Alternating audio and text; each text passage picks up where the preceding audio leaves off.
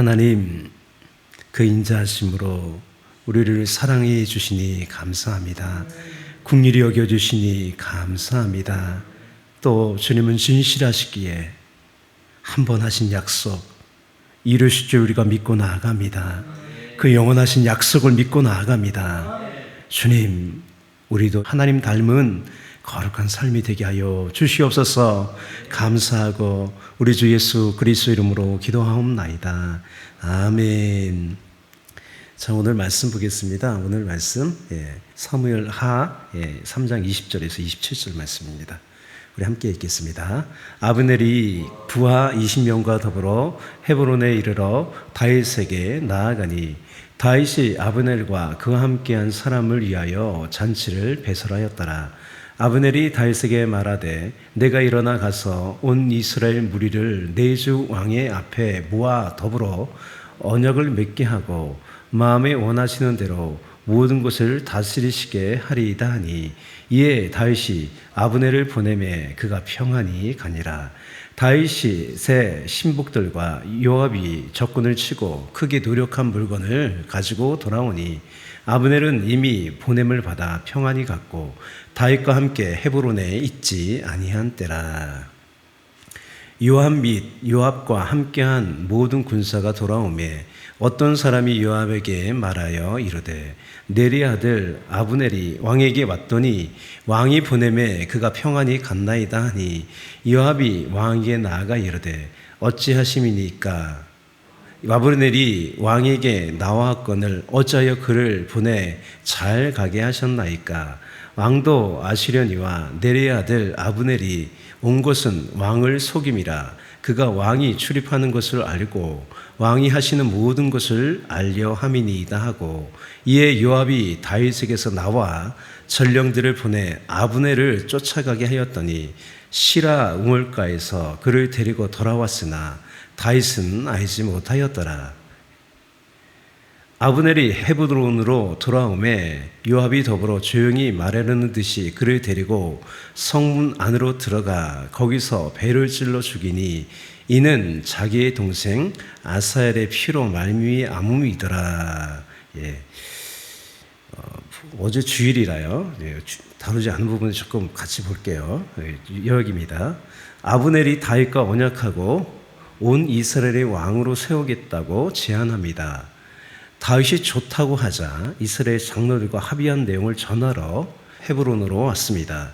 이에 다시 잔치를 베풀어 환대하고 아브넬을 다시 보낸 사이에 전쟁을 마치고 요압이 왔습니다. 아브넬이 이곳에 왔고 다윗이 평안히 보냈음을 알고 속임수를 쓰는 것이라고 항변하고 밖으로 나와 다윗 몰래 전력을 보내 아브넬을 다시 데려와 죽입니다. 질문 첫 번째입니다. 우리 질문 한 가지인데요. 다윗이 아브넬과 언약을 맺은 것은 옳은 판단이었을까? 다윗은 하나님의 약속을 통하여 이렇게 반쪽의 왕이 아니라 온 이스라엘의 왕이 될 것이라는 것을 알고 있었습니다. 그때가 언제일지 또 어떻게 그렇게 될 줄을 모를 뿐이었죠. 그런데 갑자기 이스라엘의 그 실세인 아브넬이 갑자기 마음이 돌변한 거예요. 다윗에게 전령을 보내 이스라엘을 당신에게 바치겠다고 하면서 나와 더불어 언약을 맺자고 제안하는 거예요. 이스보셋 왕은 아브넬의 이 배신 제안을 전혀 모르고 있었습니다. 아브넬은요, 이스보셋을 완전히 호소압이 왕으로 무시한 채 독단적으로 다윗과 나라를 통째로 넘기는 거래를 한 거죠. 다윗은 이것을 좋다고 하는 거예요. 근데 조건을 내걸어요. 자신이 사울에게서 쫓기기 전에 결혼한 사울의 딸 미갈을 데려오라 그래요. 미갈을. 그런데 다윗은요, 공식적으로 아브넬이 아니라 이스보셋에게 전령을 보내 미갈을 보내달라고 요청을 해요. 만약 아브넬이 독단적으로 미갈을 남편에게서 빼앗아 다윗에게 바쳤다면 이 북쪽 지파 사람들이 어떻게 생각하겠어요? 아브넬을 향해 치사하게 여자까지 바치며 다윗에게 아부한다라며 거세게 비난했을 거예요. 이 아브넬의 정치적인 입지가 좁아지면 온 이스라엘을 다윗에게 바치겠다는 계획도요, 좀 차질이 생길 수 있어요. 다윗은 그래서 이스보셋에게 명을 내리게 함으로써 아브넬이 왕의 명령을 받들어 수행하는 척 움직일 수 있는 명분을 만들어줬어요. 정치가 그렇습니다. 정치가. 이 요구가요, 얼핏 정당한 요구 같지만 다윗의 마음은 그런 거예요. 사울 왕가의 사위라는 정치적 정통성을 확보해 왕권을 강화하려는 다윗의 계산이 깔려 있는 거죠. 여러분, 근데 이 사울이 발디엘이라는 사람을 미가를 줬거든요. 결혼시켰어요, 둘이. 그러니까 이미 재혼을 한 거죠. 그래서 이스보셋이 강제로 데려올 때 그 남편이 막 울어요. 너무 아쉬워하고 눈물을 보입니다. 굉장히 미가를 아껴줬던 사람이에요. 행복한 가정이 깨진 거죠. 여러분, 나의 성공을 위해 다른 사람을 아프게 하지 말아야 됩니다. 이 부분도요, 다윗이 꼭 그렇게 해야만 하는가라는 의문이 남는 부분이에요. 그래서 저는 그런 생각이 들었어요. 다윗은 자신의 아내로서 미갈과 좋은 관계를 맺지 못했어요. 여호와의 개가 다윗성으로 이제 들어오잖아요. 사울의 딸 미갈이 창으로 내려보다가 다윗 왕이요, 여호와 앞에서 뛰놀며 춤추는 것을 보고 심중에 업심여겼어요. 왜 업심여겼을까요? 다윗에게요, 평소 섭섭한 게 많은 거예요. 상대적인 거예요. 그죠? 만약 다윗이 미갈을 굉장히 존중해주고 그랬다면 그렇게 업신여기지 않았을 거예요. 다윗의 책임이다, 그런 얘기가 아니라 상대적이라는 거죠. 그래서 이 부분을 한번 볼까요? 나중에 보겠지만 우리 한번 같이 읽어볼게요. 이스라엘 왕이 오늘 어떻게 영화로우신지 방탕한 자가 염치 없이 자기 몸을 드러내는 것처럼 오늘 그의 신복의 계집종이 눈앞에서 몸을 드러내셨도다 하니 다윗이 미갈에게 이르되 이는 여호와 앞에서 한 것이라. 그가 좀 약간 우습게 봐요.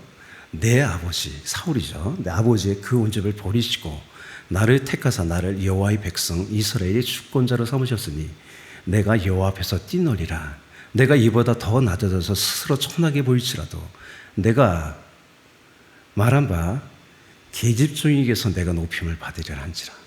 사울을, 미갈을 뭐라고 불러요? 계집종이라고 불러요. 그러므로 사울의 딸 미갈이 죽는 날까지 그에게 자식이 없으니라. 부부관계가 끝난 거예요.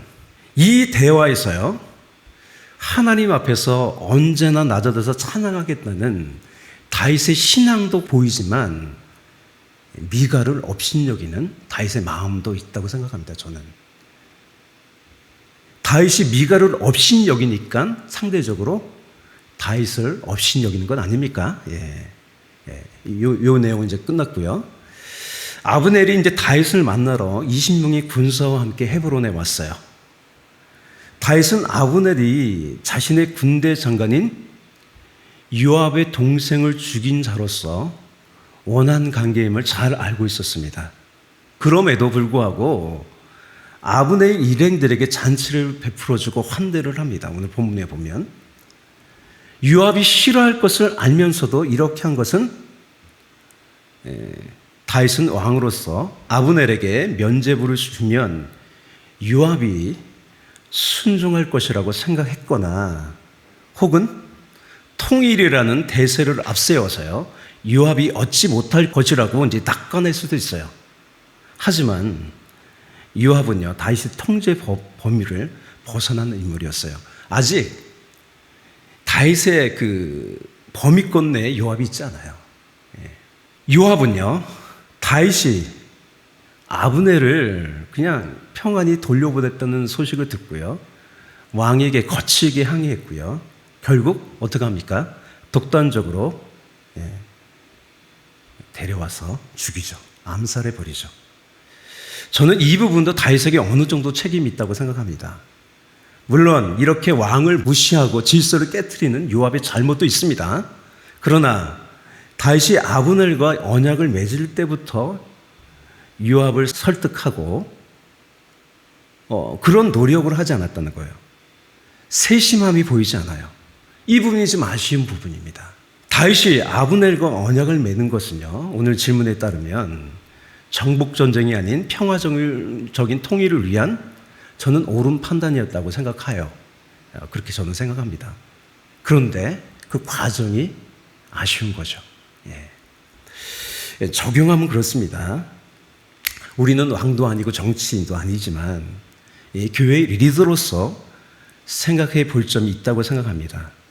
교회는요, 예수님의 몸된 교회로서 오직 그분의 말씀대로 타협하지 않고 진리를 수호하고 가야 돼요.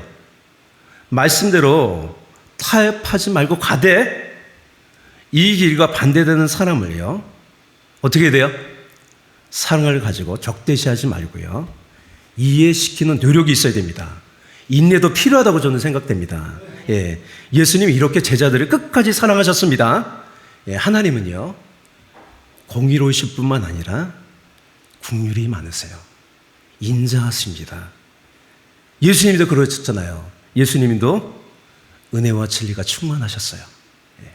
오늘 이 말씀 볼까요? 하나님의 대표적인 성품이죠. 우리 같이 한번 읽어볼게요. 우리에게 향하신 여호와의 인자하심이 크고 진실하심이 영원함이로다. 할렐루야. 말씀이 육신이 되어 우리 가운데 거하심에 우리가 그의 영광을 보니 아버지의 독생자의 영광이요 은혜와 진리가 충만하더라. 교회는 이렇게 은혜와 진리가 충만해야 합니다. 저와 여러분도요, 진리의 말씀대로 가되 사람을 긍휼히 여기는 은혜도 충만해야 됩니다. 그래서 저는 양날개라고 생각합니다. 은혜와 진리의 양날개를 가지고 아름답게 활공하시기를 축복합니다. 한 가지에 치우치면 안 됩니다. 그죠? 우리는 진리대로 가야 돼요. 그죠? 근데 그 가운데 은혜가 있어야 돼요. 그죠? 사람들을 긍휼히 여기고 사랑하는 그 마음이 있어야 된다는 거예요. 양날개가 있어야 되는 거예요. 여러분도 양날개가 있기를 축복합니다. 우리 기도하겠습니다. 사랑과 내가 풍성하신 주님, 오늘 다윗의 정치적으로 행보를 보면 조금 아쉬운 부분이 있습니다. 물론 그가 어리고 아직 모르는 부분도 있습니다.